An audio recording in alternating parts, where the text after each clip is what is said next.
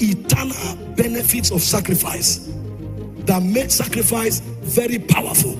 If there's one thing God will do to you in this service, is to kill every tendency of selfishness and self-centeredness. It won't take you nowhere.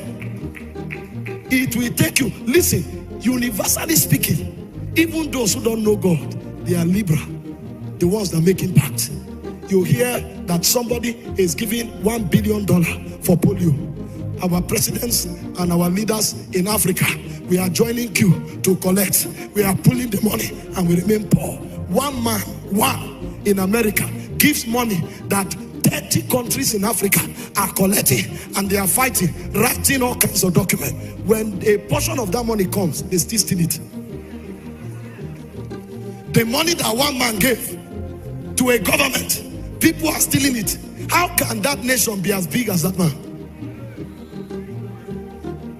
Because of selfishness and self-centeredness. And then selfishness becomes the root of corruption. Because the moment you think about yourself, you can compromise to get what you are looking for. So when a man becomes sacrificial, the tendency of uprooting corruption becomes natural. The power of sacrifice. Sacrifice conveys the posture of your heart. And in the realm of God, the most important thing God looks at is the heart of a man. He said, men look on the outward. He said, but God looks at the heart. That means one of the ways you present yourself before God is to present your heart. Now, how do you present your heart? You cannot remove your heart from your chest and say, Lord, see my heart. We are talking about the inward man. So one of the ways God studies your heart is by the quality of sacrifices you make. There are technologies in the spirit. The hearts of men are read like books. But the book that is read in order to understand the heart of a man is the kind of sacrifice he offers. And so God knows all of us here by our hearts. If our heart becomes wrong, God rejects us.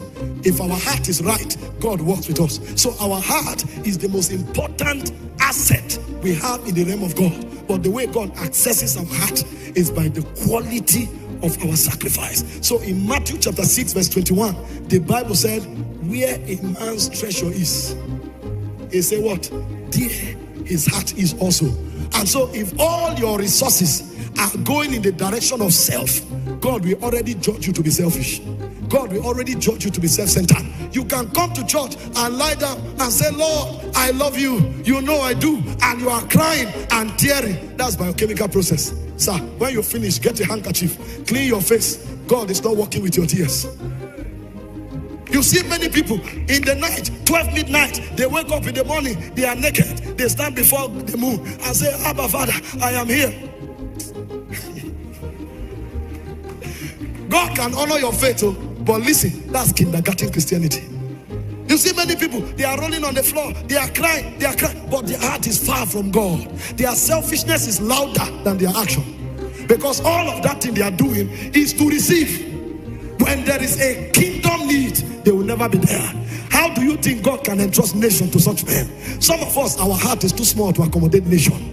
The people God can give nations to are those who are enlarged through sacrifice. Because when God gives them power over nations, he knows that families will benefit, governments will benefit, territories will benefit. The guy is not thinking me, I and myself. He's thinking the agenda of God. And so when God sees that you are all about yourself, your heart becomes too narrow.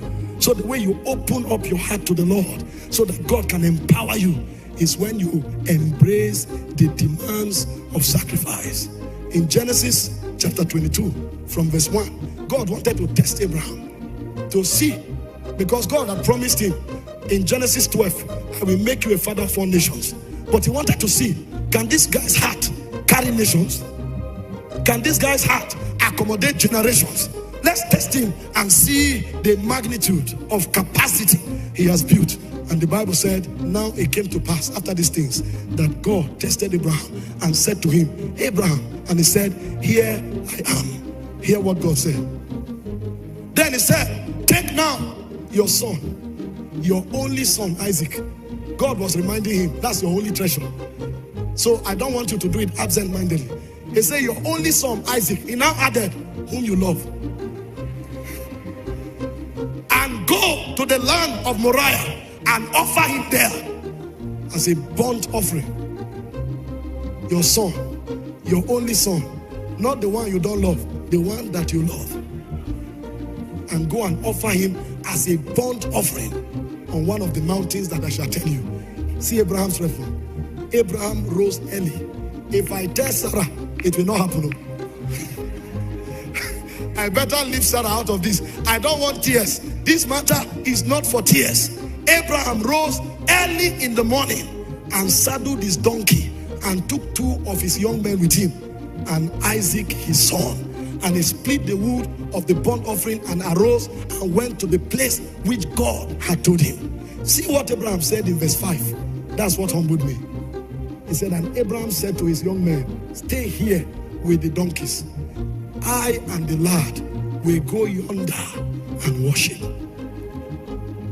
That's what God was looking for. You want to be a father of all nations? You want to receive all the promises? You want to become the greatest of all men? How much heart do you have? The way hearts are tested, the way hearts are presented to God is through sacrifice. From verse 11, God appeared. When he saw that the man went through with the process, see what happened in verse 11. He said, the angel of the Lord called to him from heaven and said, Abraham, Abraham. The first thing there is that he came under an open heaven. Abraham, Abraham. He said, here I am. And hear what God said. Do not lay your hand on the lad. It's not about your sacrifice. It's about your heart. I'm trying to read your heart. I'm trying to study your heart. It had nothing to do with your son. But I want to know what I can commit to you. And the way to study your heart is through the channel of sacrifice. He said, for now I know that you fear God, since you have not withheld your son and your only son from me. God asks you, give 1,000. You say, it's not easy. God, this thing, I taught, I labored. God asks you for your time. You say, God, every 30 minutes of my time is worth something. How can I stay with God for 30 minutes? Oh God, is your soul yours? The air of your nostrils, is it yours? If it is withdrawn today, can you calibrate time?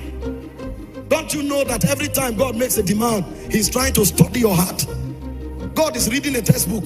It's your heart, but it's using the gateway of sacrifice to access your heart. Now I know. That's the omniscient God. So there are many things God deliberately decide not to know until you prove it. Now I know that you fear me. That's how God checks our heart. When you see God give things to men, is the degree to which he has studied your heart. If your heart has not been studied, your ordination will be held back. Your blessings may be held back. Some of the things you are praying for and praying about, God is afraid of giving you. Because he has not studied your heart. He doesn't know if he gives it to you, it will cost you your salvation. Lord, I want to be the next president. I want to be the next senator. I want to be the next billionaire. I want to be the next. God is asking, does your heart have the capacity to handle it? I don't want to make you senator and then we start looking for you. And the only place we can find you is in the jungle of hell. Oh, Lord, make this real estate prosper. I want to control the real estate, the biggest in Abuja. It's not a challenge. But do you know what it takes to sit on 20 billion? When you are sitting on 20 billion and senators, entrepreneurs from America, UK are calling you around the clock, can you shut your phone down for 1 hour in prayer? Because at that level, 1 hour can be equal to $5 million. Are you able to, can we find you on the prayer altar? Will you come to church and sit for 3 hours? Are you sure some business proposals will not be on Sunday morning? Because now you are negotiating with somebody from Australia and the time zones are different. The only time you can do that business is when you should have been in church. Are you sure Australia will not become your heaven? He has not checked your heart. So when you ask for certain things, God will also ask for some things. Not because he needs those things he's asking for, but because he wants to check your heart. Because God is more interested in your soul than he's interested in every other thing you have. And so sacrifice is powerful because it's one of the major ways God studies men. The Bible said men can be weighed. When Daniel showed up before Bethesda, he said, you have been weighed in the balances. You have been found wanting. The things some of us were praying for, when they wailed us, we were light. We couldn't handle it. And so God is saying, let's test you for 1 year. Sacrifice some more so that your heart can gain gravity. Because it will take a texture of heart to be able to command that power. It will take a texture of heart to be able to stand in that position and still be a servant of God. Some people became senators and they didn't come to church again till the next election. And the reason they came is because they want to canvass for support. Sacrifice. God uses it to study the hearts of men. That's why it's powerful. You can't deceive God. Lord, I love you. Lord, I'll do anything for you. Lord, make me and people, widows will no longer cry. Orphans will no longer cry. Lord, if you give me this position, I will make sure that education is improved. I will make sure light. God is saying, the little sacrifice we are asking for, you have not been able to do it. What is the assurance that you... Let's check your heart first now. How much can you do now? The power of sacrifice. God uses it to check the quality of our heart. He said, I the Lord. Jeremiah 17 verse 11. I try the heart and I test the reins to give unto every man as his ways should be. I the Lord, I test the heart. Everything God gives to men, he checks their heart before he gives them. And one of the ways God traces the heart of a man is by the instrumentality of sacrifice.